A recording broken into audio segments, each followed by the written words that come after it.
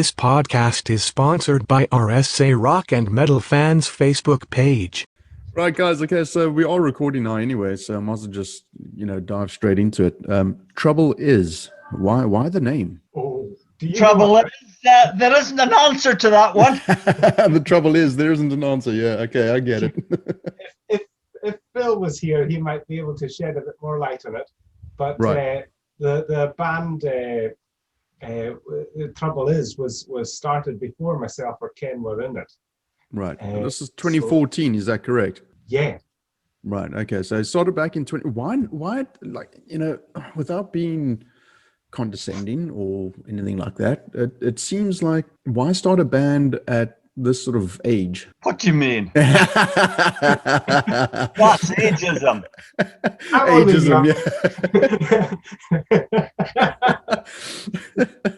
Well, I mean, I guess you could be 30 and have grey hair, right? You look at some of the top bands in the world, they're a fair age. That's fair. That is a fair Stones are point. still playing. Well, I did say without being condescending, so I guess I failed at that miserably. No, you didn't. No. I think. Well, Phil. I mean, he started the band. He's played in bands for all his life, really. I think when he came up here to the island, he was looking to carry on playing, and he obviously met a few people, and they started something up, Okay. So I mean, I listened to just snippets of Killing Time, the first full album. It's, what genre would it be? Is it country blues, country rock and roll? I think Phil would say that it's rock blues. Right. And it's very well. It's beautiful sounding, and it's nice, crisp, clean guitars, and it's very different to what I would listen to, and it's very different to the kind of band that I would have a chat with. So I mean, this is like a bit of a breath of fresh air for me. So kudos to you guys for taking the time out to chat to me about this. But anyway, I just want to find out about the band and the history of. I mean, Phil's not here, unfortunately, just so that anybody who's listening to the podcast can understand that he's got really bad internet issues. So he was the founding member back in 2014. When did you guys join then? When did you join, Ken? I can't remember, I'm too old. Okay. I think it was about 2 years ago. Okay. And I joined would it be about a year ago, Ken? Yes, you're the baby. I'm the baby of the band. Yeah, I joined about a year ago. Yeah. Okay, so the first album, you guys weren't in on it. The first album, yes. It was only. Oh, okay. So when was that recorded then? Last year. Oh, right. Okay. 2019. Right. Okay. I mean, you got that's okay. Well, that makes it easier for me to have a conversation now, at least, because 2 of the tracks were on the top 40 in the Scottish charts. That's right. Yeah. And was that last year? That was last year. Yeah. Wow. Okay. I mean, that must have been quite sort of awesome. It was. I mean, I think it was particularly satisfying for Phil, because Phil has written all the tracks. We had started to realize just how good some of them were, and we managed to persuade him to go into a studio and record them. And the guy that owns the studio, it's called the Wee Studio in Stornoway. He's quite a musician. It's our Keith Morrison's his name. Right. And I think Keith gave us a bit of a compliment by saying that we were like the old time bands. That is so apt, because when I was listening, I was going, this is like good old boys, old time rock and roll. Yes, I mean, at the studio, I think David would agree with this. We went in and we just played the tracks and just recorded them. And it was almost like playing live. If you know what I mean. We didn't spend days and weeks in the studio. We just got into the studio, played the 12 tracks, recorded them, and that was it. Which is amazing, because the quality of the album is very good. I mean, was it? I mean, literally, was it a case of actually being almost like recording live, or was it actually recording live with a bit of post production, obviously? But you know, Yeah, it kind of was. I mean, we'd you know, I mean, we'd play in a local pub, and you know, we'd played through the songs there a few times before going into the studio, but so we played them a couple of times, but we just went in and kind of hit it, you know, press record, and yeah, there was a bit of post-production, but I think there's only like 2 of the tracks that we had to that we doubled the guitar on, and that was and that was between. So basically, it's just as we played it at the time, you know. Was this before the cigar boxes? That was before the cigar boxes, yeah. Yeah, okay. We're gonna dwell in, going straight into that now. So, how did that come about then? The cigar box guitars. Well, Phil bought one, or was it his birthday, and he got one, and yeah, Phil bought one, and we really liked it. It was really cool, you know, and so. So we tried a few tracks, but mostly just when we were rehearsing, and then we did I think he played a couple, didn't he, Ken? When we were out live, we did a few songs.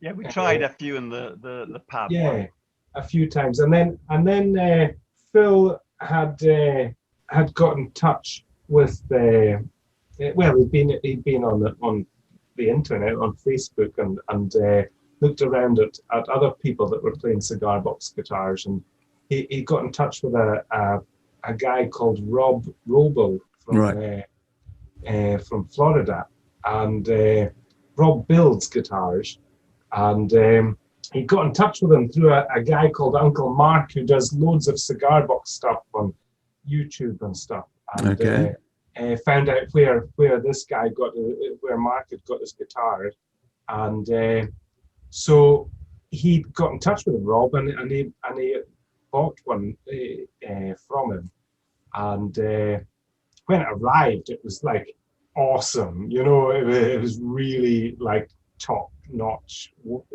craftsmanship, you know.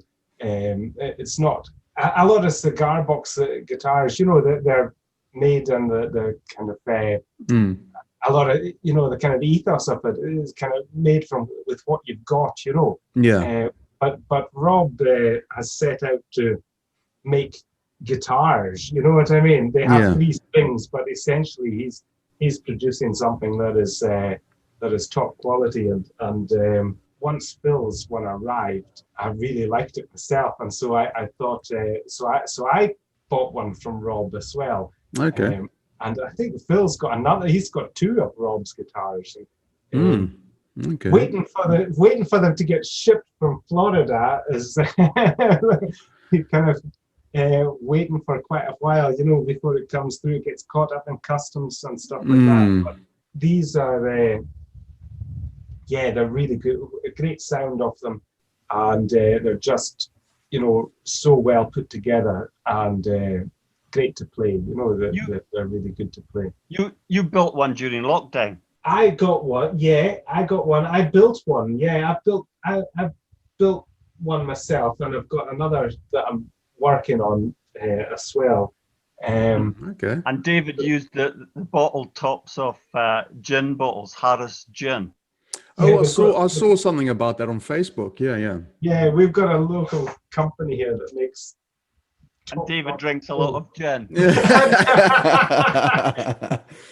Well, you had no shortage of. I've got no shortage of tops of them. Yeah. But again, I kind of made mine using what I had around here, you know. And the thing is that, well, yeah, there's a big difference between what I have managed to create and what the ones that we bought from Rob, you know. It's he's a real craftsman, you know. Yeah, I was just going to say that's a lot of craftsmanship that's got to go into that, because you got to consider the neck and, you know, the strings pulling the neck and going out of tune and all that sort of stuff. Yeah, there's a whole load. There is a lot, that goes into it.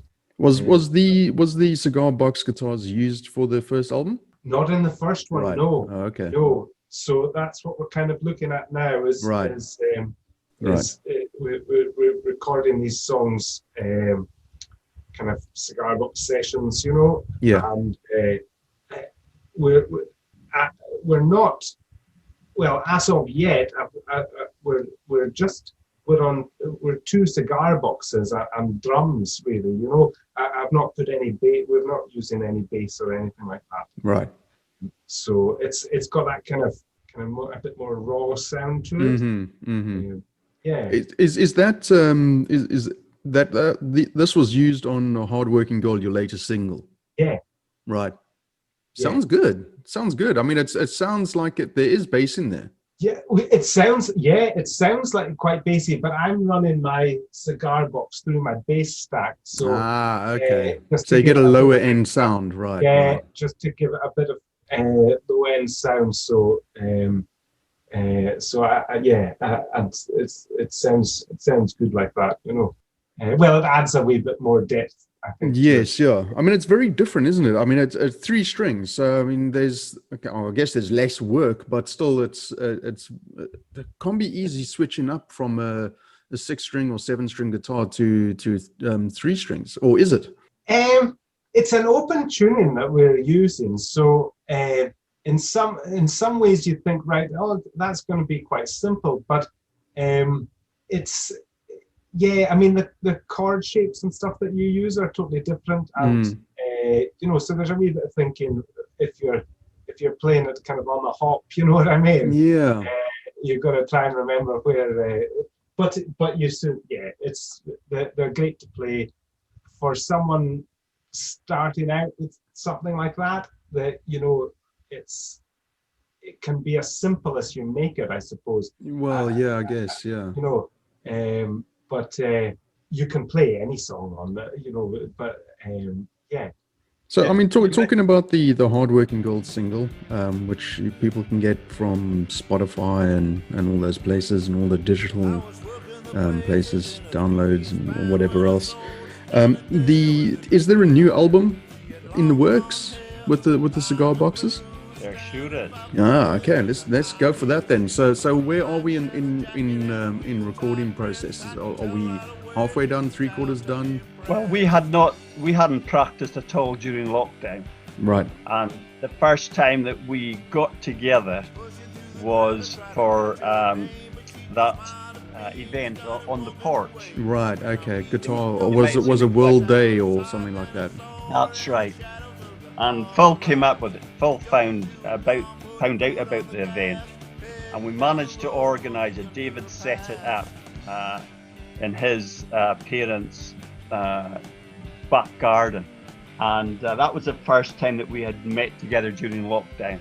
And Phil came up with 2 songs that he had written during lockdown, and we had never heard them. Right. Okay. So we just actually set up, and Phil went through them once so that we had some kind of idea of what they were about, and we then just played them off, and we had very limited time. And so that 2 of them we've actually recorded now in the studio. Okay. And I think we've got, is it, David, have we got about 5 or 6 recorded? Yeah. I think we've got 5 recorded. But Phil keeps on writing. Keep on writing. We're going to keep going. Might release a double album. Well, no, don't say that. We have enough for an album, but because of lockdown and that, we're not quite sure yet how we're going to do this. This is going to be a 2021 thing then. Oh yeah. Yeah. Okay. I mean, what is the recording process for you guys then to get this sort of momentum or keep the momentum? Well, so far, what's happened is Phil's, we decided on a couple of songs, but we kind of hit the studio. For a lot of them, actually, myself and Ken haven't heard the songs before we go to the studio. Wow. So Jeepers. we're playing these kind of again kind of off the cuff, you know. Yeah. But yeah, we head in, yeah, and we'll do a couple at a time, you know. But So, I mean, surely that's can be quite expensive on studio time. no, we're quite efficient. Wow. Okay. Very, very good at improvisation. Yeah. Is that because of the guitar boxes, the cigar boxes? I think so. There's, you know, because you think, right, yeah, I think you're right there, thinking about it. Yeah, I mean, is it because it's less structure on the fretboard, or is it just because it's, like you say, it's open tuning, you can just kind of wing it? And Yeah, I think it's that, you know, and plus, yeah, I think it is. I think it is that you can just kind of go for it, you know. yeah, And it's just trying to bear in mind what you've played on other songs to try and make them sound a wee bit different, because they are open tuning, and a lot of them are kind of based around a kind of 12-bar blues structure, you know what I mean, and generally in the key of G. So yeah. Is this a normal thing for Scottish bands to play blues, country, rock and roll? I think there's a lot of. I think there's a lot of Scottish blues bands. They have a jazz and blues festival in here in Scotland in Calendar, and I think there's a lot of bands that. Yeah, when I think of Scotland, I think of the band Big Country.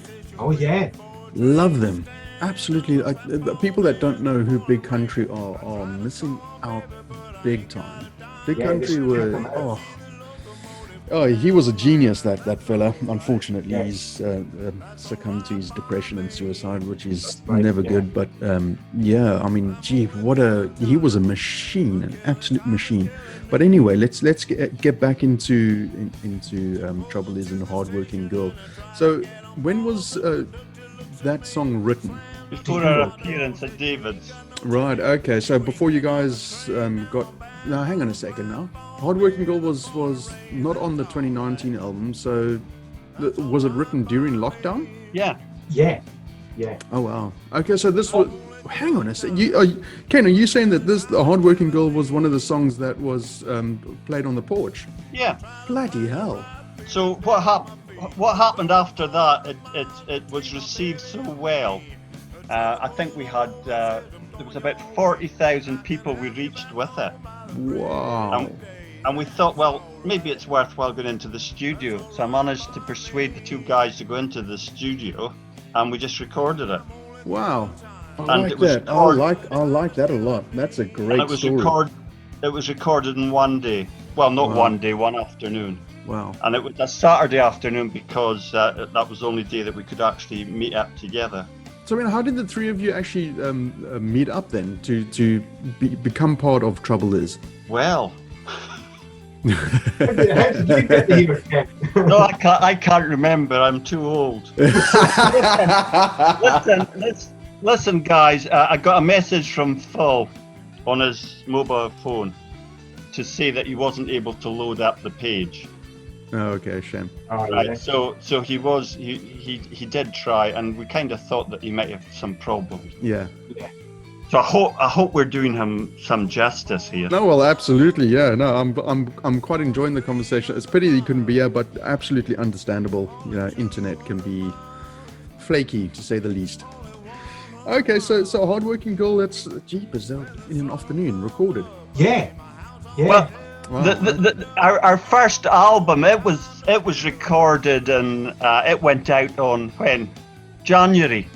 Mm-hmm. Was it January, David? I'm going to agree with that. Yeah.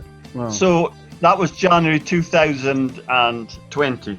Okay, but And then- I remember now what I was actually asking was about how you guys sort of got into Trouble Is.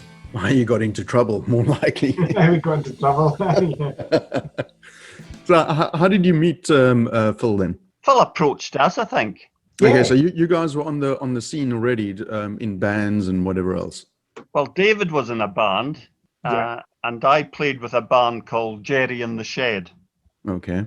Jerry in the Shed, it was like a family band, Mm-hmm. and two of the youngsters in the band, one went away from home, and well, both of them left home to do their own thing, and the band kind of, we weren't able to sort of keep the band going.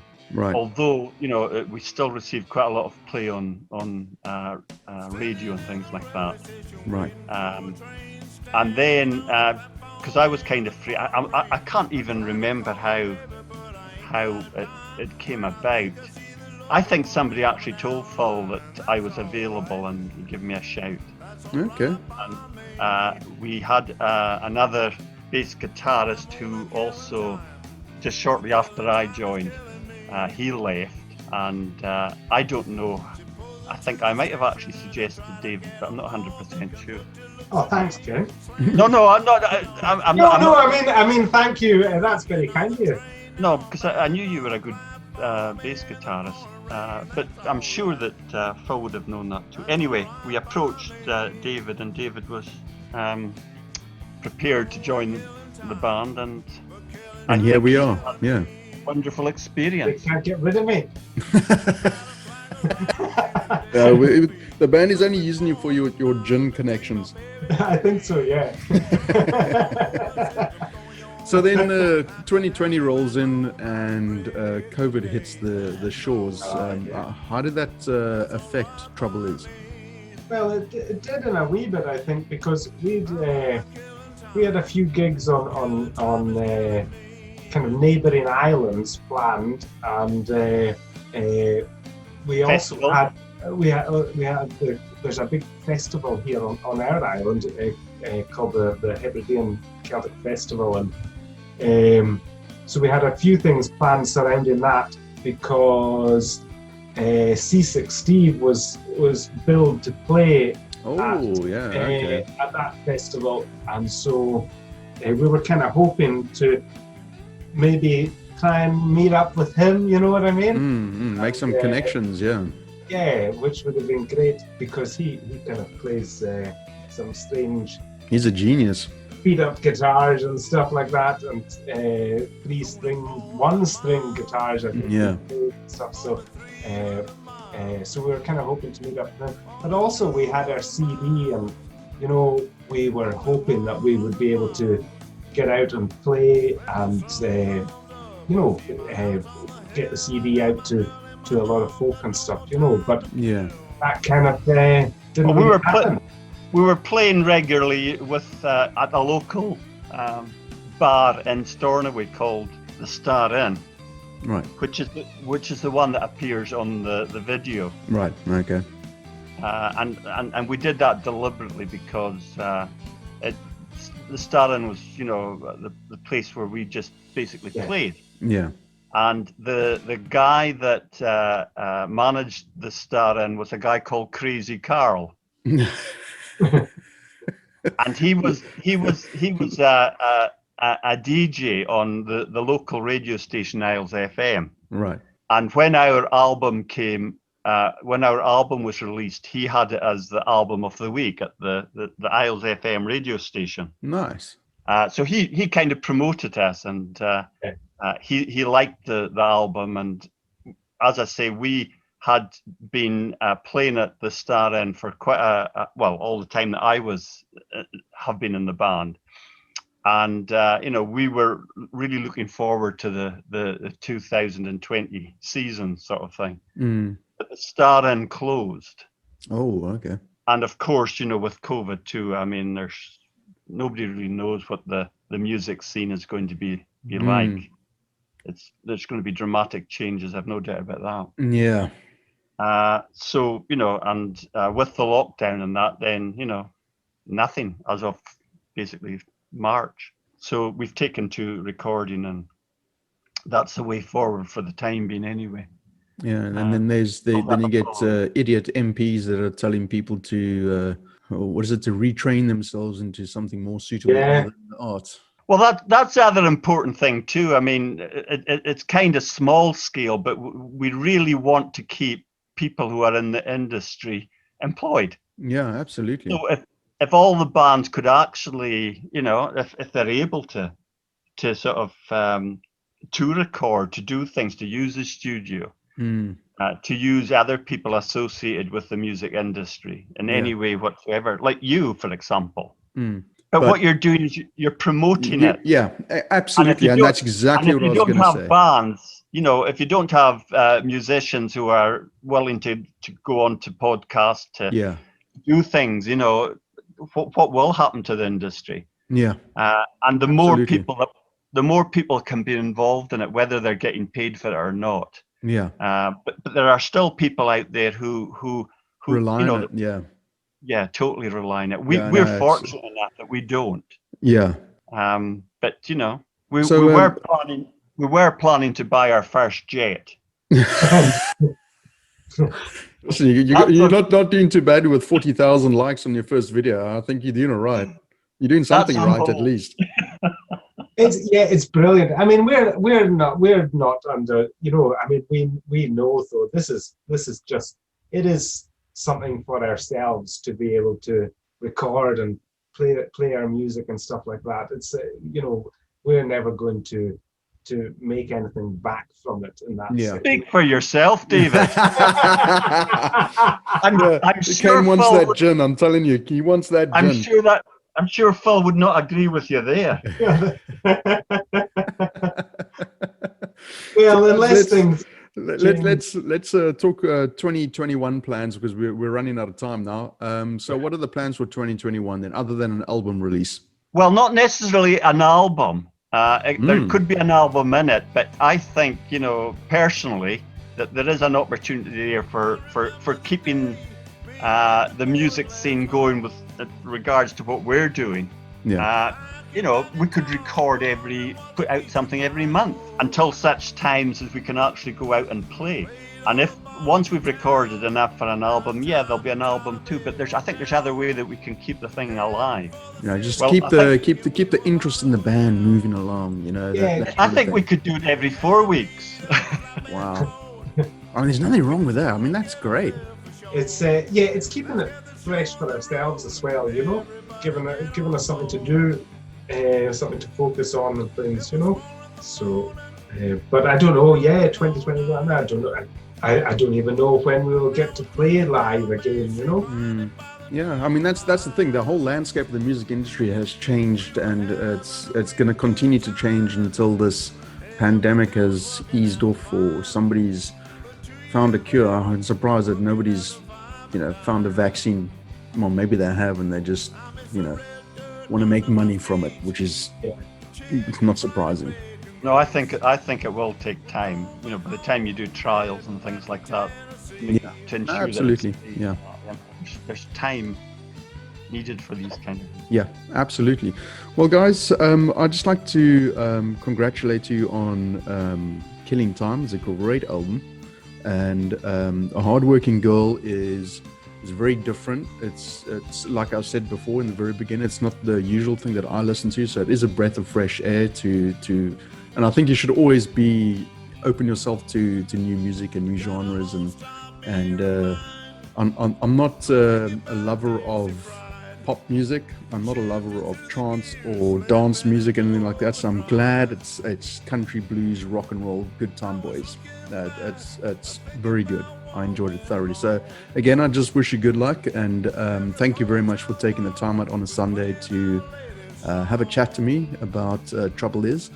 And let's hope that the COVID thing disappears sooner rather than later, and we'll see you guys out on the road. Are you going to keep in touch with us? Oh, absolutely. Yeah, no, I've liked the pages. I've got you on the socials. I've got you on SoundCloud. Yeah, I'm following. I am following. Good on you. You Awesome. never know when you might make your way back down. Well, not back down, but down to South Africa. Who knows? Well, we have to get the jet first. Once Yeah, we they get got to the get the jet, yeah. And bring the gin, would you? I'll take the gin on the jet. We're gonna label it the gin jet. Yeah. Right here, guys. Keep safe, and thanks once You again. too. Thank you so much. Alrighty, guys.